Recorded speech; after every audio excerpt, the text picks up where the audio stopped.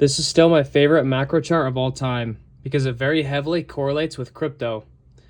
And it's the copper to gold ratio. And the reason I like this chart so much is because it's so accurate. Every single time since our first cycle in crypto, when this chart bottoms, we've always seen a bull run proceed after. So in 2011, we bottomed and we saw a massive bull run. 2016, bottomed, bull run. And then also in 2020, we bottomed and then had a crazy bull run. So when copper is going up against gold, usually crypto's performing very well. Now, I did a video on this last month when this was right here at the bottom of the trend line. And as we can see, it's made a pretty big move up, 10% move to the upside. And I think this could be the start of a massive bull run for crypto. I think the copper to gold ratio, it's going to come all the way up to this range, somewhere around here, these highs. And you better believe if this happens, crypto's probably going to go ballistic. But something I wanted to point out, a new analysis I've made, is, as you can see, I have these green arrows marking the bottoms of each cycle. But what tends to happen is we have a first bottom, and then the chart double bottoms after that.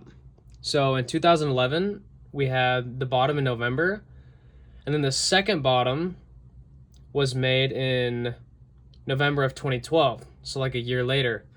And that's when crypto really took off after that second bottom. And then in 2016, February, we saw the first bottom, and the second one happened a few months later in the summer. And that's when crypto started really taking off, the summer of 2016. And then we saw a massive bull run. Then it happened again for the third time in a row in 2020. We saw the official bottom in March or April. Chart went up and then it dipped down again. As you can see, it made a double bottom in the summer, so August of 2020. And that's when crypto started going crazy in the summer of 2020, a few months after the first bottom. As you can see, as this chart went up like crazy, crypto also did the same thing. So we could say that in October of 25, this was the first bottom. And then because gold went so parabolic, this made the second bottom, but it was actually a lower low. So this time, this could be the second bottom where crypto starts going crazy after that. Now, obviously this doesn't have to happen, but I think it's just a pretty interesting analysis that I made.